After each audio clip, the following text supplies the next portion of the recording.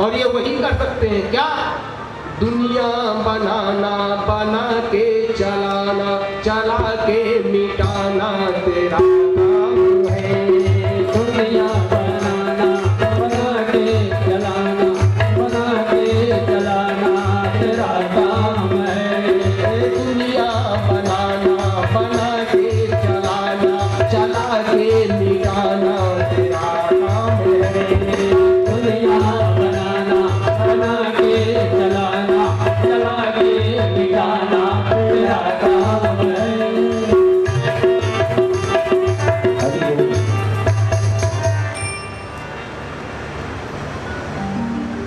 सूर्य भगवान दीक्षा देने के लिए तैयार नहीं और हनुमान जी शिक्षा लेने के लिए तैयार है। और सूर्य भगवान हनुमान जी को बालक, अब भी बालक ही समझ रहे, बहाना करने लगे। और हनुमान जी चले पहुंच गए सूर्यदेव के भगवान पास में। तुलसीदास जी लिखते हैं, भानु पढ़न हनुमान गए, भानुमान हनुमान गए, भानुमान हनुमान शिशु के लियो फेर फारसो, पाछले गगन गम गगन मगन मल को न भ्रम को बालक बिहार को।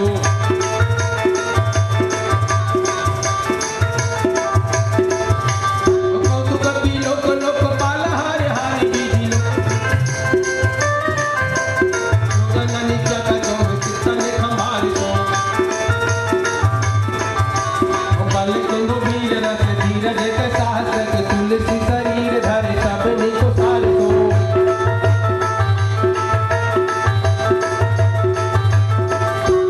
तुलसी शरीर धरे सब निको सार दो।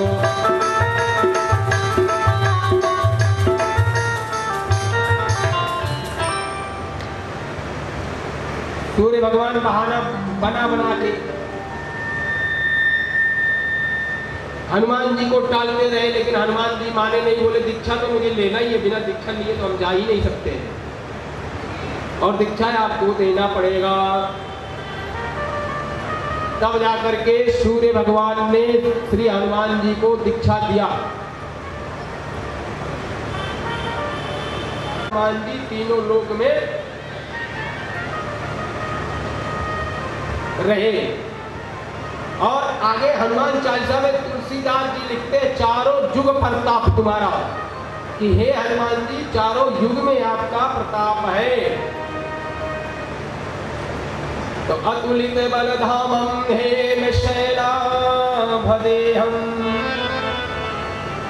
तनुवन कृशाणं ज्ञानिनामग्रगण्यं सकल गुण।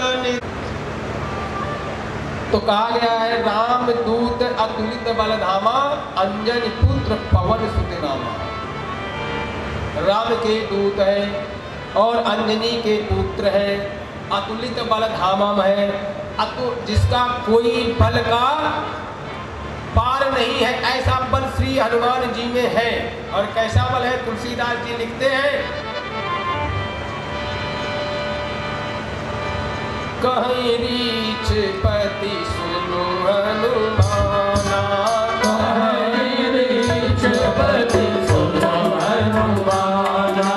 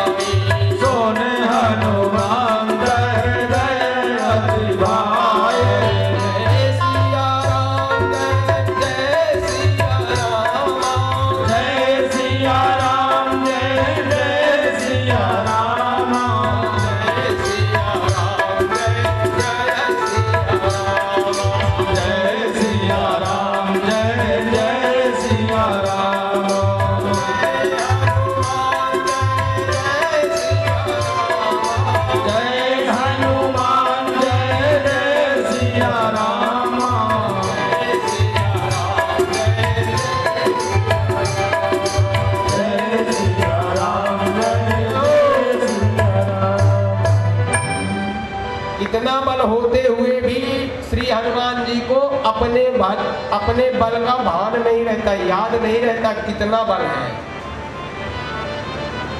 सागर पार जाने के लिए जामवंत जी उनके बल को याद दिला रहे हैं।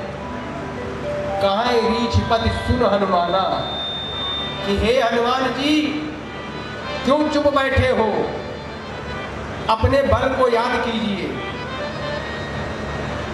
और हनुमान जी नहीं, कुछ भी नहीं बोले। जब कुछ भी नहीं बोले इतने पर भी जामवंत ने उनके पिता की याद दिलाई कि पवन तनय बल पवन समाना, कि आप पवन के पुत्र हैं, इतना बल है, आप कितने भी वेग से जा सकते हैं। फिर भी हनुमान जी पे कोई फर्क नहीं पड़ा।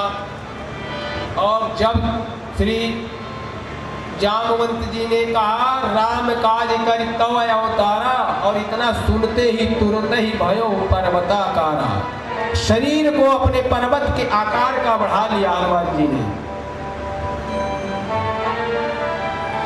और उससे पहले जितने भी वानर थे, चाहे अंगद हो, सुग्रीव, जितने भी वानर थे, सबने अपने अपने बल का बखान किया।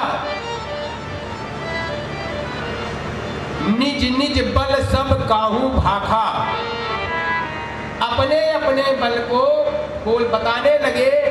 और जिसको 10 किलोमीटर भी नहीं जाना था, उन्होंने सोचा पार तो जाना ही नहीं है, जा तो पाऊंगा नहीं तो 20 बता दो। तो जिसे 10 किलोमीटर भी नहीं जा पाना था, वो 20 किलोमीटर बता रहे थे। अंगद ने कहा मैं जाऊं तो, लेकिन लौटने में संशय है, संशय पारा, मैं लौट भी सकता हूं या नहीं, मुझे संशय है। लेकिन हनुमान जी जाते हैं, क्यों कि हनुमान जी राम के दूत हैं। कभी भी श्री हनुमान जी ने अपने आप को अंजनी नंदन नहीं कहा, पवन पुत्र नहीं कहा। श्री हनुमान जी ने सिर्फ यही कहा है मैं राम दूत हूं। किसका दूत? राम का दूत।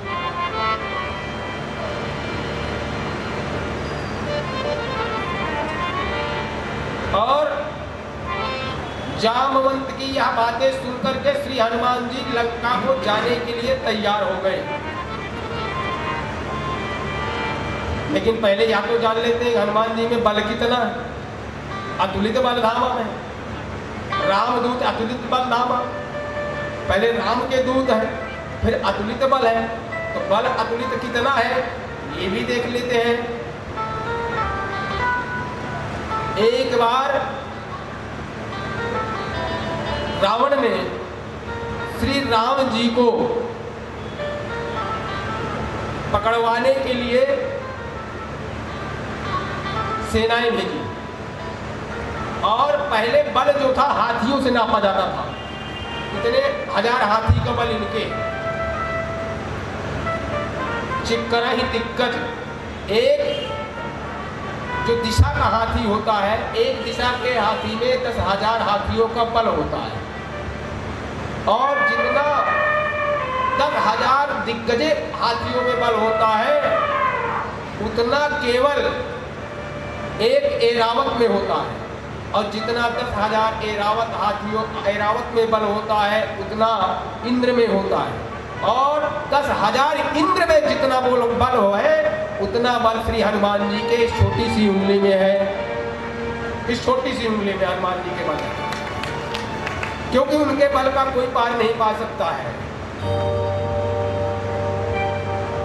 और इतना सुनते ही हनुमान जी ने क्या किया कि सिंधु तीर के भूधर सुंदर, सिंधु तीर भूधर सुंदर,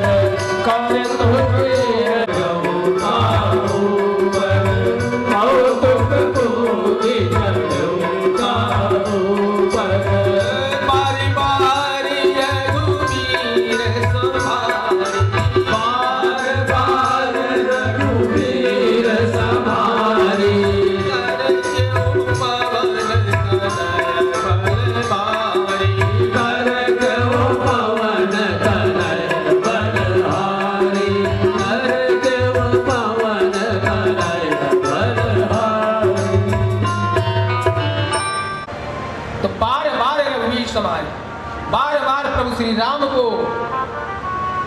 भजने लगे कि हे प्रभु, यदि मेरे से कोई गलती हो गई हो तो उसे क्षमा करना, लेकिन मात्र भी अगर कोई अहंकार आ गया हो तो उसे दूर करना।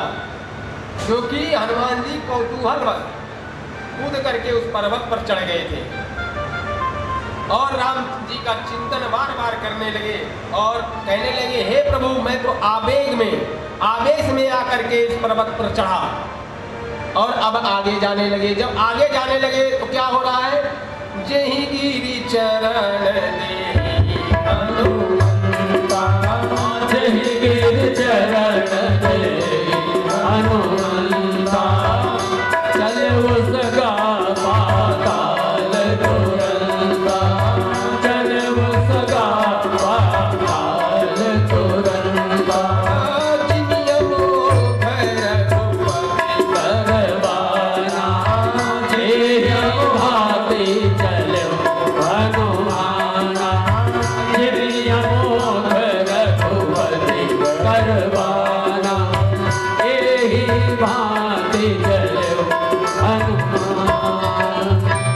सीताराम जी श्री हनुमान जी के हृदय में विराजते सीताराम। और हनुमान जी कैसे चले, जिमी अमोघ, जिस तरह से प्रभु श्री राम का बाण जाता है उसी तरह से उसी वेग से हनुमान जी गए। और हनुमान जी अपने बल पे नहीं गए हैं,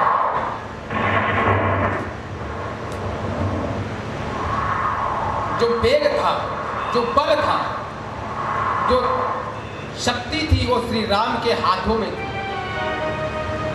और राम ने तो छोड़ दिया और हनुमान जी चले गए। उसी तरह से जब हम भी अपनी बागडोर श्री राम के हाथों में दे देंगे तो हम भी उसी तरह से चलेंगे जिस तरह से हनुमान लंका को पार कर गए थे, उस सागर को पार कर गए थे। तो उसी तरह से हम इस भवसागर को पार कर जाएंगे। कब? जब अपनी डोर श्री राम के हाथों में दे देंगे। इस संसार सागर के भवसागर से हम पार कर जाएंगे। श्री हनुमान जी उस सागर को पार करके लंका गए, लेकिन हम इस सागर में, संसार के सागर में जो गोते खा रहे हैं, इनसे पार हो जाएंगे। कब? जब अपनी बागडोर श्री राम के हाथों में दे देंगे तब। नहीं तो लोग कहते हैं हमने किया है, तुमने थोड़ी ना किया है। अच्छा हो जाए तो हमने किया, खराब हो जाए तो प्रभु ने किया। एक आंख की बात हो गई। ऐसा कैसे हो सकता है? गति देखिए, यदि आप में गति नहीं आई तो दुर्गति हो जाएगी आपकी। जिसके अंदर गति नहीं रही उसकी दुर्गति हो गई। मति गति दुर्गति। अपनी मति ठीक कर लीजिए तो गति शुरू हो जाएगी और दुर्गति खत्म हो जाएगी। इसलिए आपने देखा होगा, शादी ब्याह में कहीं भी जाइए तो लोग पूछते हैं, जब कोई आता है पूछते क्या चल रहा है, बोले चाय चल रही है, नाश्ता चल रहा है, कचौड़ी चल रही है। अपने आप चल रही है, उसके हाथ पैर थोड़ी ना है, कोई हाथ पैर नहीं, सब चल रहा है। किसी के हाथ में कोई हाथ पैर नहीं है। उसी तरह से, लेकिन उस पूरी या कचौड़ी, उस चाय में गति नहीं है, लेकिन वो किसी की गति से तो चली नहीं है ना, उसकी अपनी कोई गति नहीं है। उसी तरह से हमारी आपकी कोई गति नहीं है। गति है तो सिर्फ प्रभु राम श्री राम की है, गति है तो हनुमान की है, और किसी की गति नहीं है। इसलिए अपनी गति बनाए रखिए और दुर्गति से बचते रहिए। बोलो सीताराम। पीछे वाले भी हाथ उठा के बोल दो, कभी नहीं बोला तो आज बोल दो। सीता घर घर ले